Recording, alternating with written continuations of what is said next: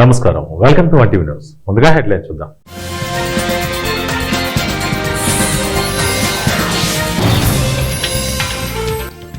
Mariya కొరినా మచాడోకు Nobel శాంతి పురస్కారం, Nobel committee ప్రకటన.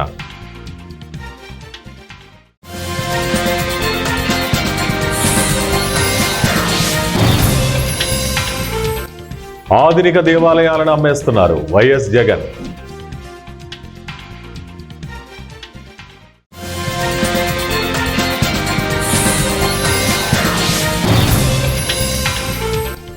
హైదరాబాద్ కేంద్రంగా డ్రగ్స్ రాకెట్, వెలుగులోకి సంచలన విషయాలు.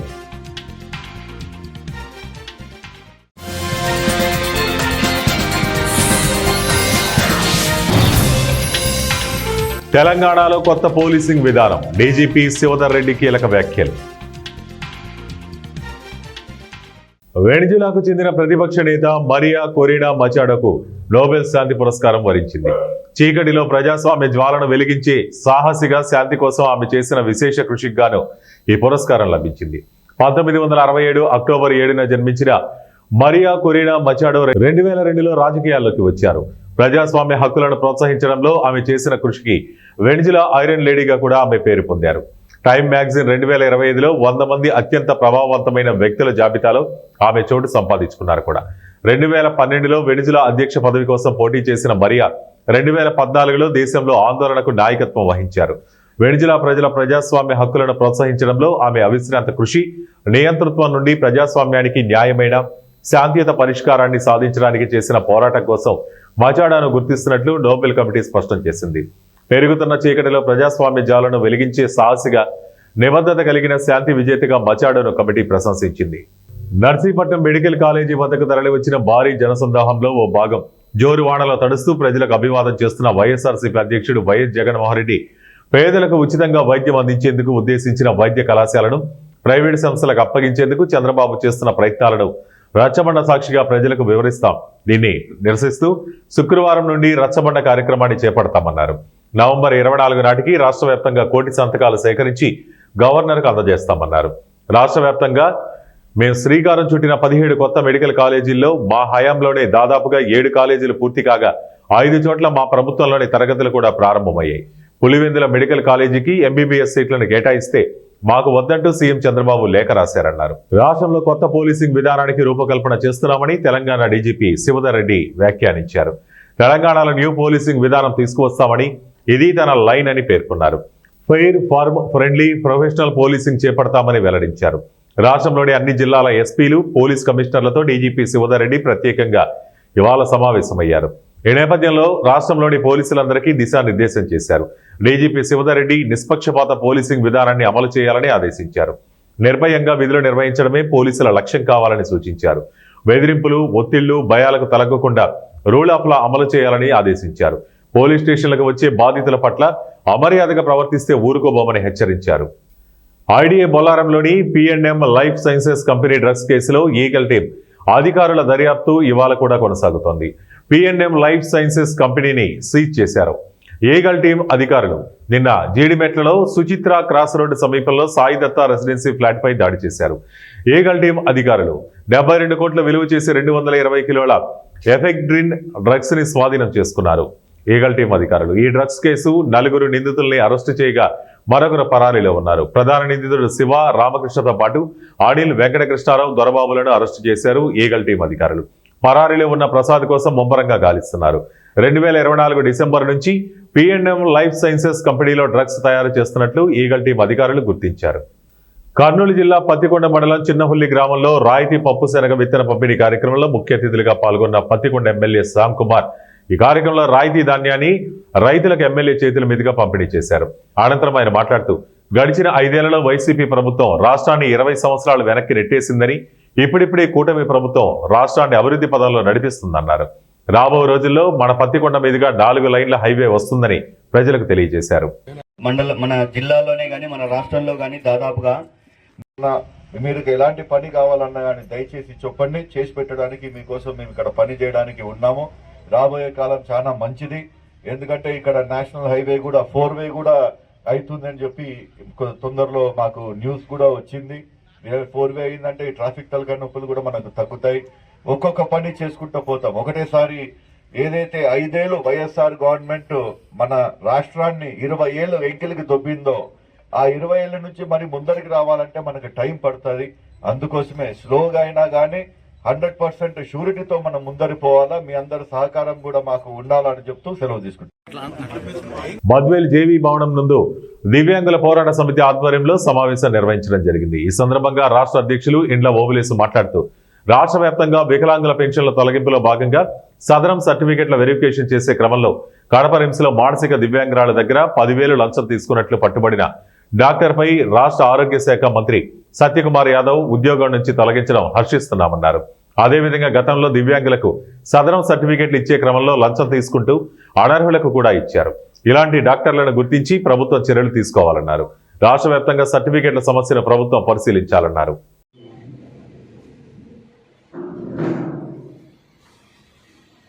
కడప రిమ్స్లో మానసిక వైద్యురాలు కాడ 10,000 రూపాయలు లంచం తీసుకొని ఏసీబీ వారికి పట్టుబడినటువంటి ఆ డాక్టర్ని సస్పెండ్ చేసినందుకు మంత్రి గారికి ముందుగా మేము కృతజ్ఞతలు తెలియజేస్తున్నాం. ఇలా రాష్ట్ర వ్యాప్తంగా అనేక మంది డాక్టర్లు అంగవైకల్య సర్టిఫికెట్ కోసం ఇలా డబ్బులు తీసుకోవటం ఇది సరైనటువంటి పద్ధతి కాదు. మరొక విషయము, యావత్ దివ్యాంగ సమాజానికి మేము ఒక విషయాన్ని మేము తెలియజేస్తున్నాం. సోదరులారా, ఎవరు కూడా లంచం ఇవ్వటం అనేటువంటిది చేయకూడదు, దాన్ని ప్రోత్సహించకూడదు. ముందుగా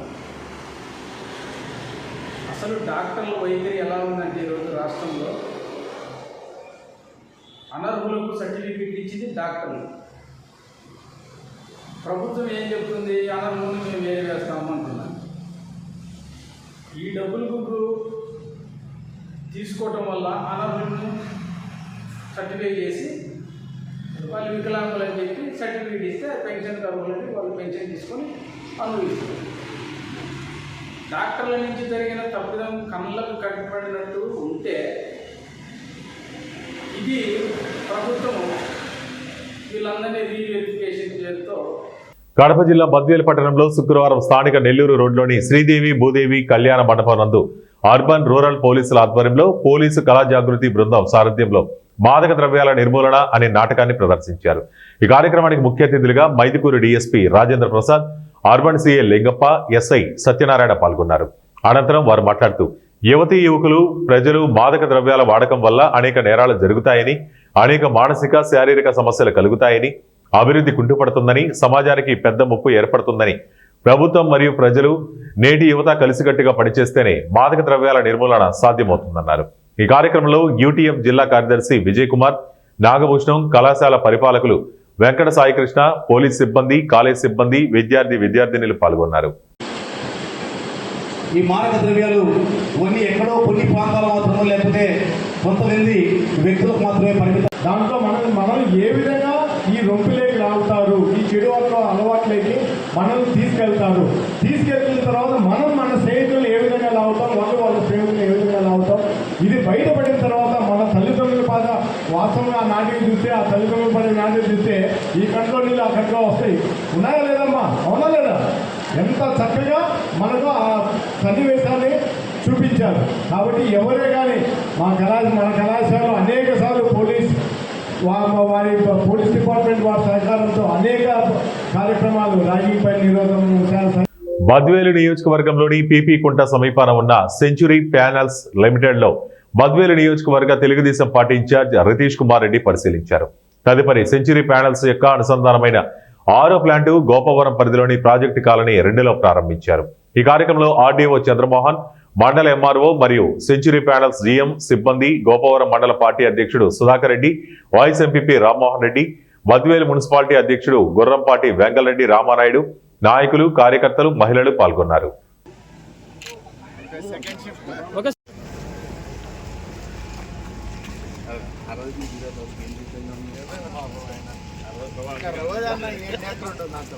ఏదైనా చూడండి. ఒక రోజుకి ఏమైనా ఉంటుందా ముఖ్యమంత్రి ఇలాగా ఒక సినిమా లేదా సెలవు పెడితే ఒక రోజన్నా. వికారాబాద్ జిల్లా పరిగిలో బీసీ సంక్షేమ సంఘాల ఆధ్వర్యంలో 42% బీసీ రిజర్వేషన్ అమలు చేయాలంటూ కొడంగల్ చౌరస్తా నుండి బస్టాండ్ వరకు విద్యార్థులతో ర్యాలీ నిర్వహించారు. ఈ సందర్భంగా బీసీ సంఘం జాతీయ కార్యదర్శి హనుమంతు మాట్లాడుతూ 42% రిజర్వేషన్ ఇచ్చేందుకు కాంగ్రెస్ పార్టీ ఆధ్వర్యంలో అసెంబ్లీలో తీర్మానించి రాష్ట్రపతికి పంపిన తర్వాత కూడా రాష్ట్రపతి ఆమోదించడం లేదంటూ, మళ్లీ ఆర్డినెన్స్ పంపినా కూడా గవర్నర్ రాష్ట్రపతి ఈ బిల్లును ఆమోదించడం లేదంటూ అన్నారు. బీసీలను అణగదొక్కే ప్రయత్నం చేస్తున్నారు. బీసీల రిజర్వేషన్ కొన్ని సంవత్సరాల నుంచి స్వాతంత్రం వచ్చినప్పటి నుంచి అన్యాయం జరుగుతుందని, కేంద్ర ప్రభుత్వం బీసీ 42% రిజర్వేషన్ కట్టుపడుతుందన్నారు. రాష్ట్ర బీసీ సంఘం వర్కింగ్ ప్రెసిడెంట్ లాల్ కృష్ణ మాట్లాడుతూ, రాజ్యాంగం రాసిన విధంగా అడుగుతున్నాం, జనాభా ఎంత ఉందో అంతే కావాలని అడుగుతుంటే వీళ్ళు కాలయాపన చేస్తున్నారు. ఎన్ని ప్రభుత్వాలు వచ్చినా 70 సంవత్సరాల నుంచి మారటం లేదు. బీజేపీ ప్రభుత్వం బీసీ 42% రిజర్వేషన్ బిల్లు పార్లమెంట్లో పెట్టాలి. దేశం మొత్తం 42% రిజర్వేషన్ ఇవ్వాలి. ఎమ్మెల్యేలను, ఎంపీలను బీసీలను చేయాలి. బీసీలను రానివ్వకుండా అగ్రకులాల నాయకులు దేశాన్ని ఏలుతున్నారన్నారు. రాహుల్ గాంధీ ఏదైతే కామారెడ్డిలో బీసీలు ఈ యొక్క తెలంగాణలో ఎంత ఉంటే అంత రిజర్వేషన్ కల్పిస్తామని చెప్పిన సందర్భంగా 42% రిజర్వేషన్ ఇచ్చుటకు కాంగ్రెస్ పార్టీ ఆధ్వర్యంలో మరి ఆ యొక్క అసెంబ్లీలో తీర్మానం చేసి రాష్ట్రపతికి పంపినప్పటికీ కూడా రాష్ట్రపతి అక్కడ ఆమోదించలేదు. మరి అది పంపించలేదని ఆర్డినెన్స్ ద్వారా కూడా మళ్ళీ పంపినప్పటికీ కూడా గవర్నర్ గారు అది రాష్ట్రపతి గారి దగ్గర అట్టనే పెట్టుకొని మరి రాష్ట్రపతి గవర్నర్ గారు ఈ యొక్క బిల్లును ఆమోదించలేదు. అంటే బీసీలను అణగదొక్కే ప్రయత్నం చేస్తా ఉన్నారు. ఏదైతే బీసీలకు రిజర్వేషన్ కొన్ని సంవత్సరాల నుంచి స్వాతంత్రం వచ్చినప్పటి నుంచి మరి అన్యాయం జరుగుతున్నది. ఆ అన్యాయం జరగొద్దంటే కోనసీమ తిరుమల వాడపల్లి వెంకటేశ్వర స్వామి వారి 13వ వార్షిక బ్రహ్మోత్సవాల ఏర్పాట్లపై ఏలూరు రేంజ్ ఐజీ అశోక్ కుమార్ సంతృప్తి వ్యక్తం చేశారు. బ్రహ్మోత్సవాల ప్రారంభం సందర్భంగా శుక్రవారం ఆయన వాడపల్లికి విచ్చేశారు. డాక్టర్ బిఆర్ అంబేద్కర్, కోనసీమ జిల్లా SP Rahul Meena, Kothapeta DSP Sunkara Muralimohan, Ravulapalem rural CI CH Vidyasagar, Atreyapuram SI Ramu, Vadapalli దేవస్థానం డిప్యూటీ కమిషనర్ నల్లం సూర్య చక్రధరరావులతో కలిసి ఆయన బ్రహ్మోత్సవ ఏర్పాట్లు పరిశీలించారు.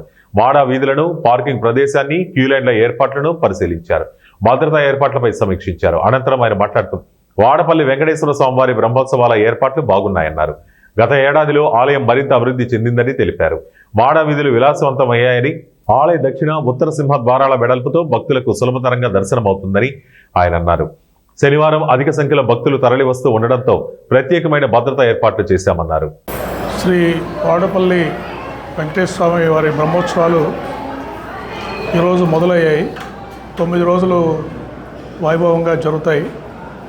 ఇక్కడ ఆలయము డిప్యూటీ కమిషనర్ గారు, వారి సిబ్బంది ఏర్పాట్లు చాలా చక్కగా చేస్తున్నారు. టెంపుల్ కూడా గత 1 సంవత్సరం కాలంలో చాలా ఇంప్రూవ్మెంట్స్ ఉన్నాయి. మాడా వీధులు బాగా విశాలమయ్యాయి.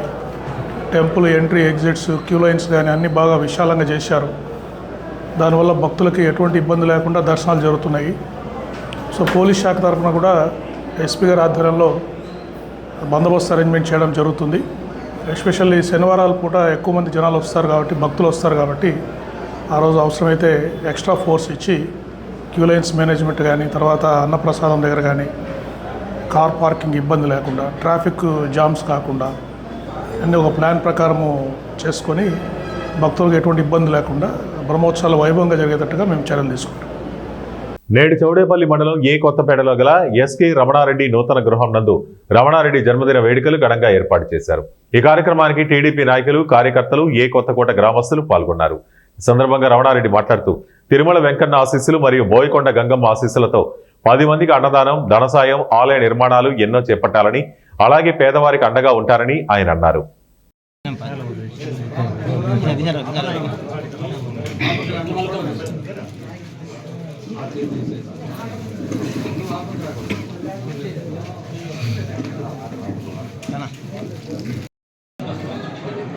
నా పుట్టినరోజు సందర్భంగా ఈరోజు తిరుమలలో శ్రీ వెంకటేశ్వర స్వామిని దర్శించుకొని ఇక్కడికి రావడం జరిగింది.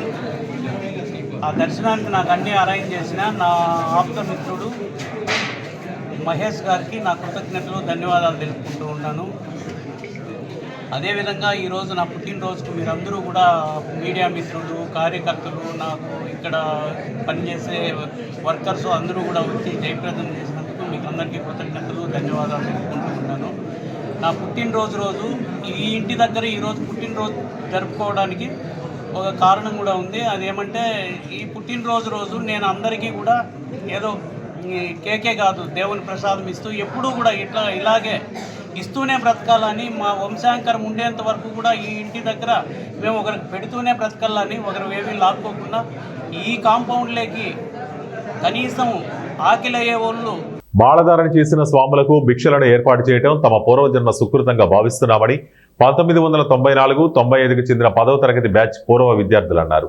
శ్రీ వీరభద్ర అన్నదాన కమిటీ ఫ్రెండ్ సర్కిల్ వారి ఆధ్వర్యంలో కామవరపుకోట శ్రీ భద్రకాళి సహిత వీరభద్ర స్వామి వారి ఆలయంలో 9 ఏళ్ల నుంచి మాలధారణ చేసిన స్వాములకు భిక్షా కార్యక్రమాన్ని ఏర్పాటు చేస్తున్న సంగతి విదితమై దీనిలో భాగంగా 8వ రోజు 10వ తరగతి బ్యాచ్ పూర్వ విద్యార్థుల ఆధ్వర్యంలో భిక్షా కార్యక్రమాన్ని నిర్వహించినట్లు అన్నదాన కమిటీ సభ్యులు కడిపి పాపారావు తెలిపారు. 30 ఏళ్ల క్రితం చదువుకున్న విద్యార్థులు కలిసి తాము జరుపుతున్న భిక్షలకు సహకారం అందించడం మరువలేనిదన్నారు. భిక్షా కార్యక్రమంతో పాటు పలు సేవా కార్యక్రమాలు నిర్వహించడం అభినందించదగ్గ విషయం అన్నారు.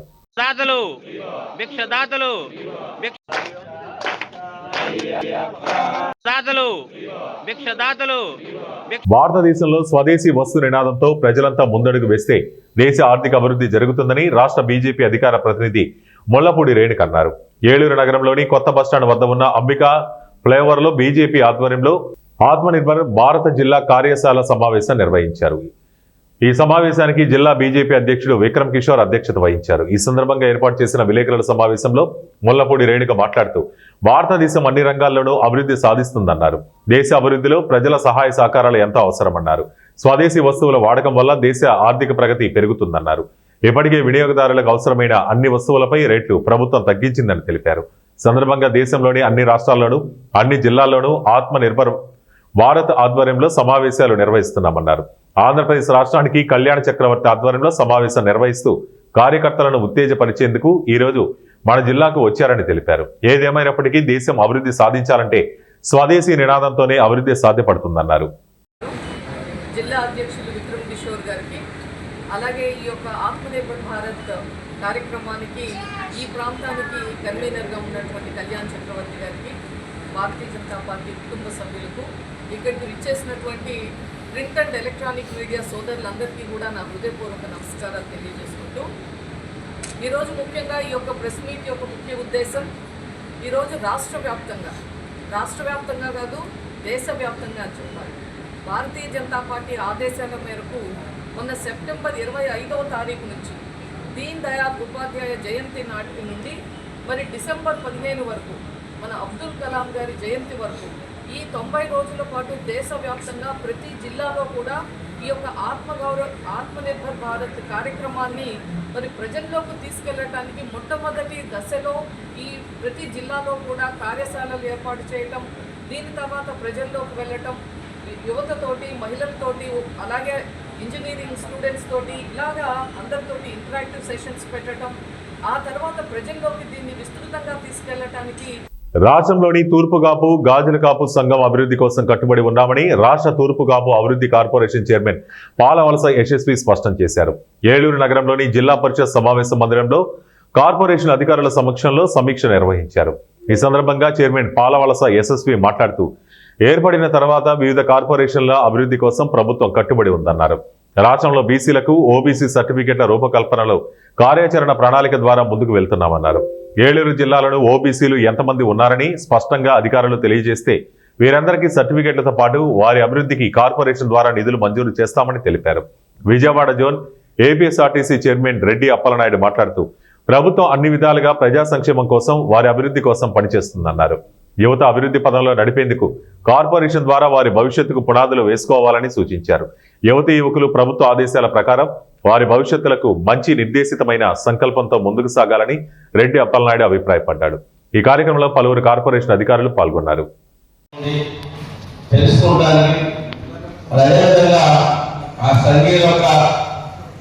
ఎదుర్కొంటున్నటువంటి సమస్యలు తెలుసుకొని ఆ నేడు ప్రభుత్వానికి తీసుకెళ్లాలి, ఇది పరిష్కరించాలి అని బీసీ కార్పొరేషన్ యొక్క డిపార్ట్మెంట్ ఆధ్వర్యంలో మొట్టమొదటిగా మరి మీటింగ్ ఏర్పాటు చేయడం చాలా ఆనందదాయకం, సంతోషం. ఎందుకంటే గత ప్రభుత్వంలో కానీ అంతకుముందు ప్రభుత్వంలో కానీ ఎప్పుడూ కూడా ఈ రకమైనటువంటి సమావేశాలు నిర్వహించడం అనేది ఎప్పుడు లేదు. మరి ఎస్ఎస్పీ గారు మరి ప్రారంభించారు. ఇంకా అన్ని కుల సంఘాలు కూడా దాని యొక్క పరిస్థితిని వస్తాయి భవిష్యత్తులో.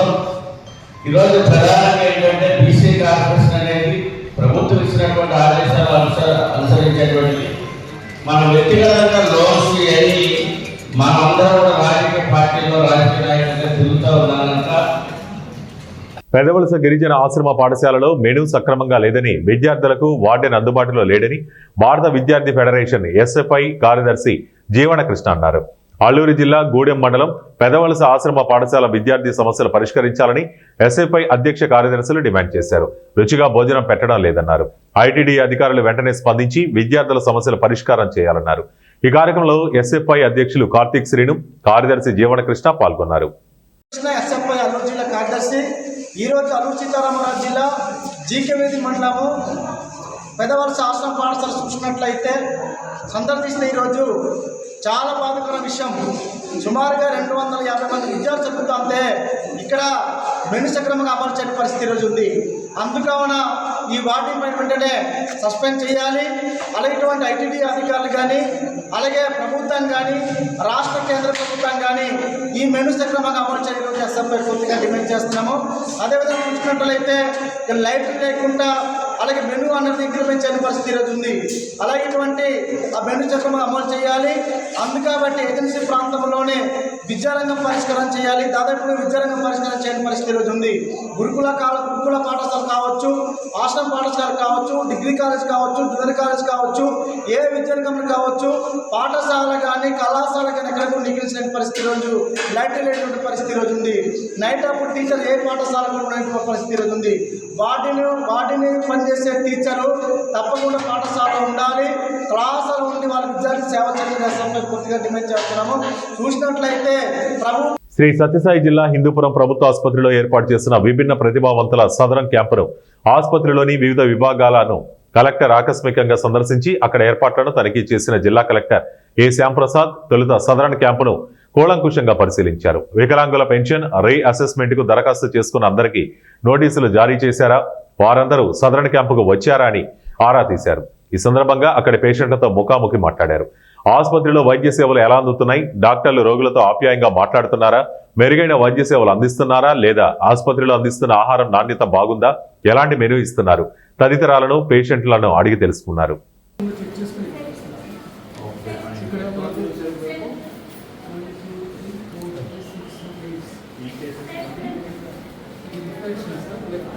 మీరంతా ఇట్లా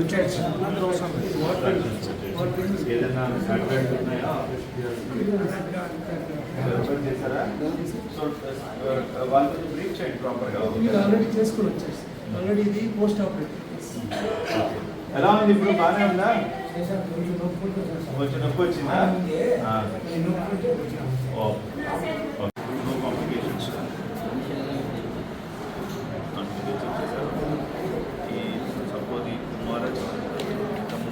అనంతపురం జిల్లా ఆసుపత్రులకు పెండింగ్ లో ఉన్న 2,700 కోట్లకు పైగా ఆరోగ్యశ్రీ ఏహెచ్ఎస్ బకాయిలు విడుదల చేయాలని సిపిఐ ఆధ్వర్యంలో కలెక్టరేట్ కార్యాలయం వద్ద నిరసన కార్యక్రమం చేపట్టారు. కార్పొరేట్ ఆసుపత్రులకు బకాయిలు పడ్డ నిధులను వెంటనే విడుదల చేయాలని నినాదాలు చేశారు. ఈ సందర్భంగా సిపిఐ జిల్లా కార్యదర్శి పాల్య నారాయణస్వామి మాట్లాడుతూ ఆరోగ్యశ్రీ బంద్ చేయడంతో ప్రజలకు వైద్యం అందగా తీవ్ర ఇబ్బందులు పడుతున్నారని, కూటమి ప్రభుత్వం అధికారంలోకి వచ్చినప్పటి నుండి వైద్య సిబ్బందికి జీతాలు ఇవ్వట్లేదన్నారు. గత నెల 25వ తేదీన ముఖ్యమంత్రిని నెట్వర్క్ ఆసుపత్రి యాజమాన్యాలు పెండింగ్ లో ఉన్న బకాయిలను విడుదల చేయాలని తెలియజేశారన్నారు. రాష్ట్ర ముఖ్యమంత్రి వైద్య ఆరోగ్య శాఖ మంత్రి ఆరోగ్యశ్రీపై స్పందించాలని విజ్ఞప్తి చేశారు. అందరు కూడా ముక్కుమడిగా మేము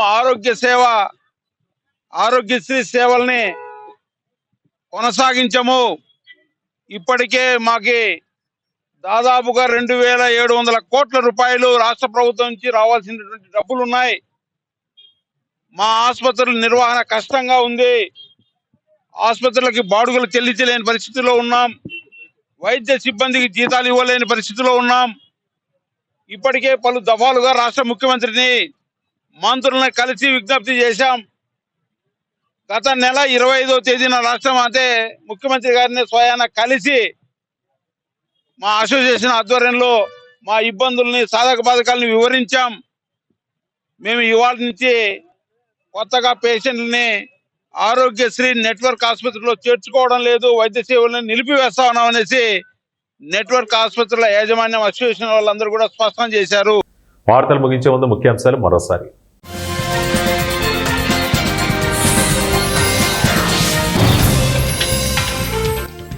మరియా కొరినా మచాడోకు నోబెల్ శాంతి పురస్కారం, నోబెల్ కమిటీ ప్రకటన.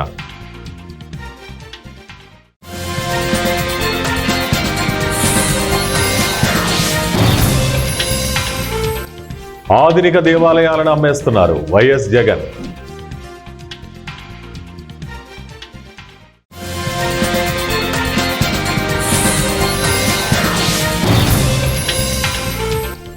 హైదరాబాద్ కేంద్రంగా డ్రగ్స్ రాకెట్, వెలుగులోకి సంచలన విషయాలు.